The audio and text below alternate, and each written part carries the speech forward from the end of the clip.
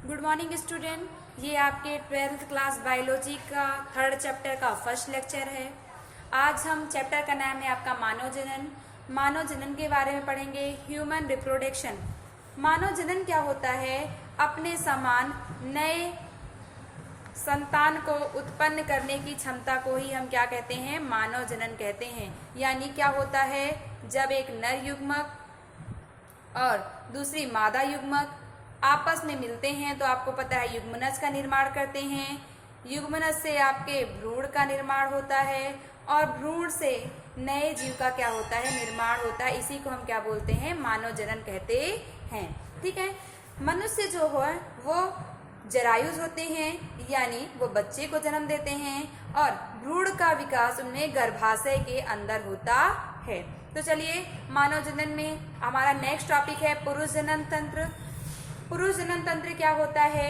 Male reproductive system. चलिए, मानव जनन अंग दो प्रकार के होते हैं। एक होता है आपका प्राथमिक जनन अंग, दूसरा होता है आपका द्वितीयक जनन अंग। प्राथमिक जनन अंग में बच्चों वृषण आता है और द्वितीय जनन अंग में आपका सहायक नलिका, सहायक ग्रंथियां और बाह्य जननेंद्रियां क्या होती हैं? आती हैं। वृषण बच्चों क्या करता है? ये नर युग्मक का क्या करता है? निर्माण करता है, इसलिए इसको प्राथमिक जनन अंग कहा गया है। क्योंकि पुरुष जनन तंत्र है तो नर युग्मक का निर्माण होना जरूरी है। ठीक है ना। नर युग्मक यानी हम नर युग्मक को क्या बोलते हैं? शुक्राणु कहते हैं। ठीक, चलिए देखते हैं आपका पुरुष जनन तंत्र के बारे में पढ़ते हैं। इसमें क्या क्या आता है? एक जोड़ी वृषण, एक सहायक नलिका, सहायक जनन ग्रंथियां और बाह्य जननेंद्रियां। पुरुष जनन तंत्र शरीर के श्रोणि क्षेत्र पर पेल्विस रीजन में पाया जाता है, यानी श्रोणि क्षेत्र यानी उदर के नीचे वाला भाग आपका।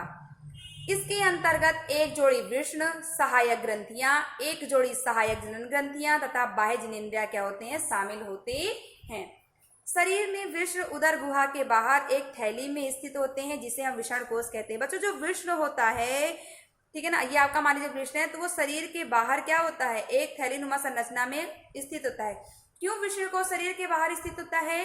क्योंकि जो आपका नर युग्मक होता है उसके निर्माण के लिए क्या होता है? हमको कम तापमान क्या होता है? जरूरी होता है। तो अपने शरीर का तापमान कितना होता है? 37 डिग्री सेल्सियस। ठीक है ना। तो जो शुक्राणुओं के निर्माण के लिए क्या होता है? थोड़ा सा अच्छा नहीं होता है। तो उधर जो एक बाहर थैली में, जिससे अगर क्या होता है? शरीर का तापमान 2 से 3 डिग्री सेंटीग्रेड तक क्या होता है? आपका कम हो जाता है और जिसके कारण ही शुक्राणु का निर्माण क्या होता है? वृषण कोश वृषणों के तापमान को कम रखने में क्या करते हैं? सहायता करते हैं। जो वृषण कोश होते हैं, क्योंकि आपको पता है कि वृषण में ही नर युग्मक का निर्माण होता है। ठीक, तो जो वृषण कोश होते हैं वो इसके तापमान को कम रखने में क्या करते हैं? सहायक होते हैं, जो शुक्राणु जनन के लिए क्या होते हैं? आवश्यक होते हैं। शुक्राणु के निर्माण के लिए क्या होते हैं? आवश्यक होते हैं। वयस्कों में प्रत्येक वृषण का अंडाकार, यानी जो वृषण होते हैं, वृषण का आकार बच्चों ऐसा होता है।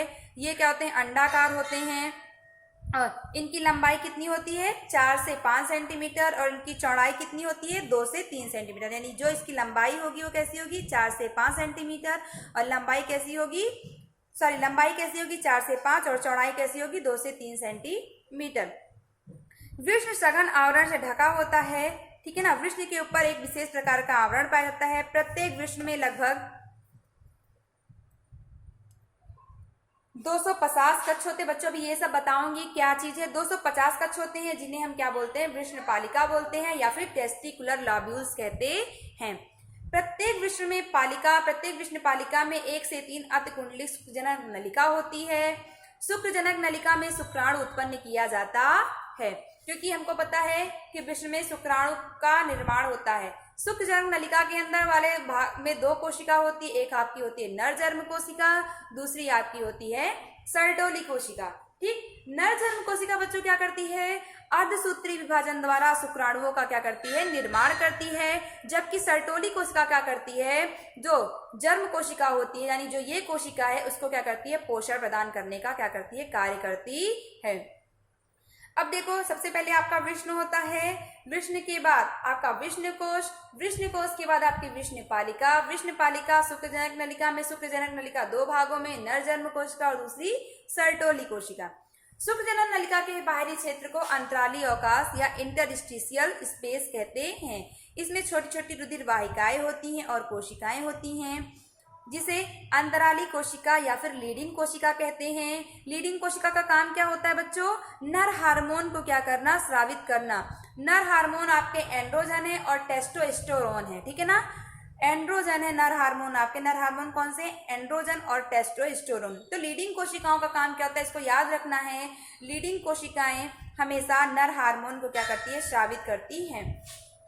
अभी तक तो हम पुरुष की, अब देखिए पुरुष की लिंग सहायक ग्रंथियां कौन सी हैं, लिंग सहायक नलिकाएं कौन कौन सी हैं। इसके अंतर्गत आपकी वृष्ण जालिका आती है, दूसरी आपकी शुक्रवाहिकाएं, तीसरी आपकी अर्धवृष्ण और चौथी आपकी शुक्रवाहक। इसका सबको नाम आपको याद करना है बच्चों। पहली फिर से देखिए, वृष्ण जालिकाएं, शुक्रवाहिकाएं, अर्धवृष्ण और शुक्रवाहक। जो वृष्ण की शुक्रजनक नलिका होती है उसका काम क्या होता है? जो शुक्रजनक नलिका होती है उसका काम क्या होता है? शुक्राणुओं को क्या करना? इकट्ठा करना। शुक्राणुओं को इकट्ठा करने का काम कौन करता है? वृष्ण जालिकाएं करती हैं। फिर वृष्ण जालिका किसमें खुलती है? शुक्रवाहिका में खुलती है। फिर ये शुक्रवाहिका आगे चलकर किसमें खुलती है? अर्धवृष्ण में खुलती है। और अर्धवृष्ण जो प्रत्येक वृष्ण के पश्च सतह पर क्या होता है? स्थित होता है। अर्धवृष्ण नलिका कहाँ खुलती है? शुक्रवाहक में खुलती है। ये वाली नलिका फिर कहाँ खुलेगी? शुक्रवाहक में खुलती है।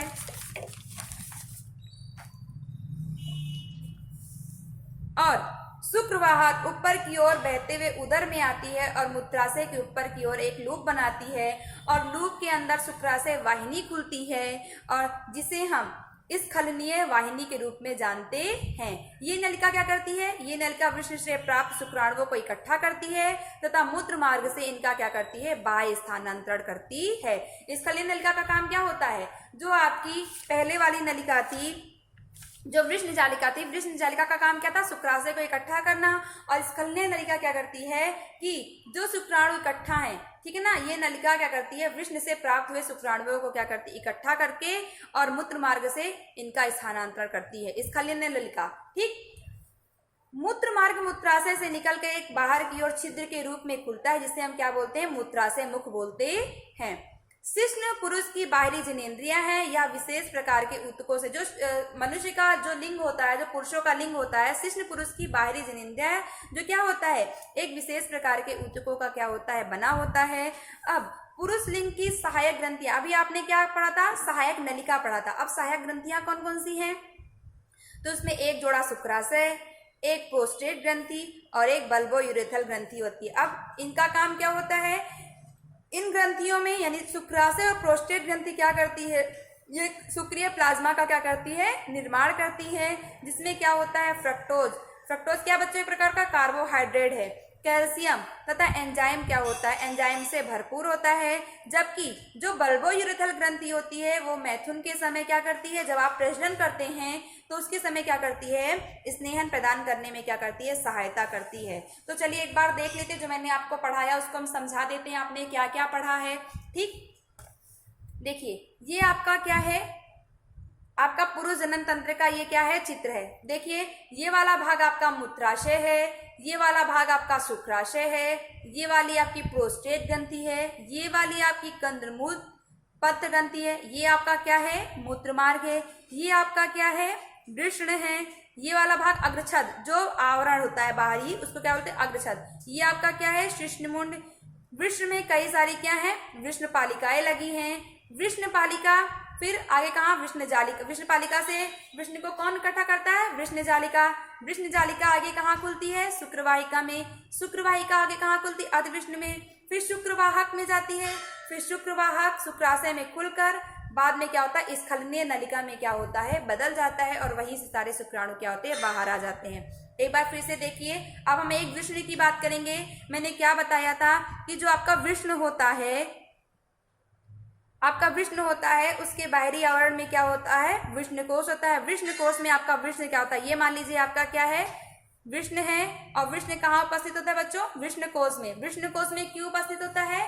क्योंकि उसके शरीर का तापमान क्या होता है? कम हो जाता है। ठीक, अब मैंने बताया था कि प्रत्येक वृष्ण में आपका जो प्रत्येक वृष्ण है, ये प्रत्येक वृष्ण में कितने कक्ष होते हैं? 250 कक्ष होते हैं, है ना? ये बताया था। प्रत्येक वृष्ण में कितने होते हैं? 250 कक्ष क्या होते हैं जिनको हम क्या बोलते हैं, वृष्णकोश या फिर टेस्टिकुलर लॉब्यूल बोलते हैं। इस प्रकार से प्रत्येक वृष्ण में ये कितने होंगे बच्चों, 250 होंगे। यहाँ पे मैंने 3 बताया केवल आपको। अब क्या बताया है कि जो आपकी वृष्णपालिका होती है, जो आपके वृष्णकोश होते हैं, उसमें 250 जब हैं तो इसमें क्या होगा, इसमें 2 प्रकार की वो होंगी कोशिकाएं पाई जाएंगी, ठीक है ना। ऐसे आपकी ये आपकी इसमें सहायक नलिका, लीडिंग कोशिका, ठीक। यहाँ पे आपका क्या होगा,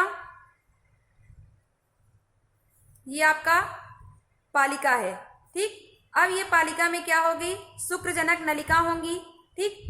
बताया था कि जब शुक्रजनक नलिका में 2 कोशिका होती हैं, प्रत्येक वृष्ण में 250 कक्ष होते हैं, उसमें क्या होती है, शुक्रजनक नलिका होती, कितनी होती है, 1 से 3 होती, जो कैसी होती, अतिकुंडलित होती हैं।